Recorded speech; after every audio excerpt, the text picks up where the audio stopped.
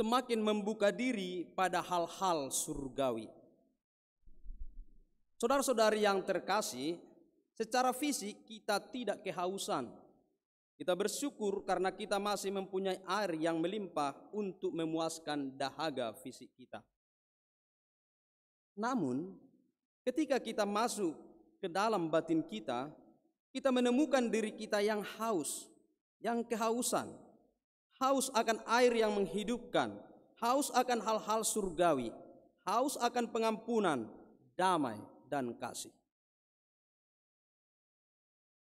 Saya yakin semua umat yang di katedral ini tidak ada yang kekurangan air untuk diminum. Bahkan mungkin bermacam-macam jenis minuman ada di rumah. Namun saya yakin kita semua yang hadir di sini mempunyai kehausan batin. Kehausan yang tidak bisa dipuaskan, tidak bisa disegarkan oleh air, tidak bisa dipuaskan oleh uang, oleh materi, teknologi, pangkat, dan kesenangan-kesenangan duniawi. Tidak. Kehadiran kita di sini menunjukkan bahwa kita yakin bahwa hanya Yesuslah yang bisa memuaskan dahaga batin kita. Kehadirannya dalam Ekaristi ini menyejukkan, menyegarkan batin kita. Kita mengalami pengampunan, penerimaan, damai, mengalami sukacita. Dengan kata lain, kita mengalami hal-hal surgawi. Kita percaya bahwa Tuhan Yesuslah yang bisa memuaskan dahaga batin kita, yang membawa kita pada pengalaman surgawi dan akhirnya membawa kita pada kehidupan yang kekal di surga. Namun, dalam kehidupan sehari-hari, sering kita mengalami kesulitan untuk mengalami kehadiran Tuhan, untuk mengenal jalan-jalan Tuhan, untuk mengalami hal-hal surgawi. Kenapa? Karena memang Ia hadir di tengah-tengah kita dalam kehidupan kita sehari-hari, bukan secara fisik yang bisa langsung kita lihat dengan mata kita, yang bisa langsung kita dengar dengan telinga kita. Tidak. Tetapi Ia hadir dalam rupa roh. Hanya bisa dilihat dan dialami ketika kita masuk ke kedalaman batin kita. Mata kita sendiri tidak sanggup melihat Tuhan, tapi mata batin kita sanggup untuk melihat dan mengalami kehadiran yang ilahi dalam realitas sehari-hari. Tuhan tidak kita temukan dalam kesuksesan-kesuksesan duniawi, dalam harta, dalam uang, dalam pangkat, tapi di dalam batin kita masing-masing. Dia ada di sana. Orang yang sering masuk ke dalam batinnya akan semakin mengalami kehadiran Tuhan dalam hidupnya sehari-hari. Kita masuk dalam batin kita ketika kita dalam keheningan dan mengarahkan hati dan seluruh diri kita hanya pada Tuhan. Kita membiarkan diri kita dikuasai oleh Roh Kudus. Kita masuk ke dalam batin kita ketika kita ambil bagian dalam perayaan Ekaristi seperti sekarang. Ketika kita membaca kitab suci, ketika kita berdoa rosario, berdoa bersama dan di keluarga, dan dalam doa pribadi kita yang khusyuk. Kita masuk ke dalam batin kita ketika kita memberi ruang pada kehadiran Tuhan, membuka hati dan seluruh diri kepada Tuhan. Tuhan senantiasa mengaruniakan kepada kita sumber air yang menghidupkan, yang bertahan sampai selama-lamanya, sampai ke kehidupan yang kekal, yaitu Roh Kudus. Itulah sumber air yang menghidupkan. Roh Kudus itulah juga yang menghantar kita pada kehidupan kekal di surga. Roh Kudus senantiasa mengajari kita, menuntun kita untuk sampai pada pengalaman akan kehadiran Allah dalam hidup ini, untuk mengalami hal-hal surgawi dalam kehidupan sehari-hari.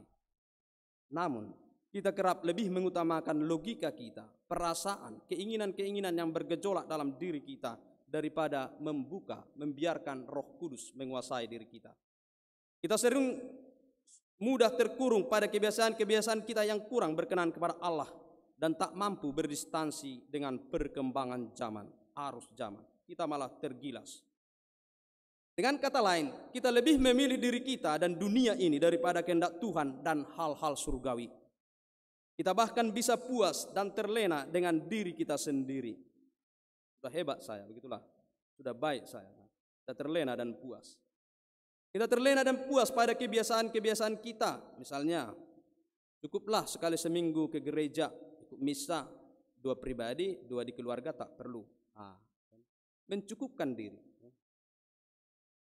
Kita puas dan terlena dengan kesuksesan-kesuksesan yang kita dapat, pada kekayaan, pada kenyamanan hidup, pada kesenangan-kesenangan duniawi dan kemegahan dunia.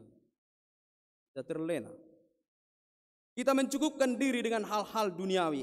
Kita menghabiskan energi kita hanya untuk hal-hal duniawi, mencari uang dan karir. Hanya belajar keras, tak pernah berdoa keras. Tidak salah mencari uang, mengejar karir, dan serius belajar. Tentu diharapkan dalam dunia kita ini, karena kita masih di dunia. Yang salah adalah kalau semua energi kita hanya kita gunakan untuk mencari uang, hanya untuk karir, hanya untuk kesenangan duniawi, dan hanya untuk belajar. Maka tidak ada waktu untuk hening di hadapan salib Tuhan. Tidak ada waktu untuk berdoa, tidak ada waktu untuk membaca kitab suci. Bahkan tidak ada waktu untuk sesama. Sumber air yang menghidupkan, yang dianugerahkan Tuhan kepada kita, bukan agar kita memperoleh kesuksesan duniawi, bukan, tapi untuk mengalami hal-hal surgawi, mengalami damai, mengalami pengampunan, saling memperhatikan dan saling peduli, saling membantu dan tolong-menolong, dan mengalami keselamatan yang kekal.